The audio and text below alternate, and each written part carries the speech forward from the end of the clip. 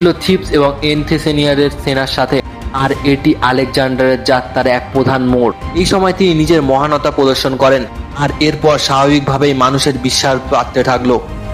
আর সাথে সাথেই আলেকজান্ডারের অহংকার এবং পারস্য সাম্রাজ্যের প্রতি ঘৃণাও বাড়তে থাকলো, যাকে বিশ্বের মানচিত্র থেকে মুছে ফেলার স্বপ্ন গ্রিসের প্রতিটি শিশু এবং তার বাবাও দেখেছিলেন। তো এটিকে অর্জন করার জন্য তিনি গ্রিসের বাকি শহরগুলির উপর নিজের প্রভাব স্থাপন করতে লাগলেন। আর এই সময় তিনি বহু শহরের সেনা, সেখানকার সব সক্ষম ব্যক্তিদের নিজেদের মেসোডেনিয়ার আর্মির সাথে মিলিয়ে নিজের দিকে করা শুরু করে দিলেন, যাতে প্রয়োজন পড়লে এই সব লোকেদের আনুগত্য তার দিকেই থাকে। তিনি এশিয়ার মাইনরের দক্ষিণ অংশে মার্চ করতে লাগলেন। এই সময় তার মোকাবিলা হলো একটি বিশাল পারস্য সেনার সাথে। পারস্য সেনাবাহিনী আলেকজান্ডারের সেনার দিকে দ্বিগুণ ছিল, কিন্তু তার সত্ত্বেও আলেকজান্ডার তাদের মেরে ফেললেন শুধুমাত্র নিজের যুদ্ধনীতি এবং সাহসের জোরে।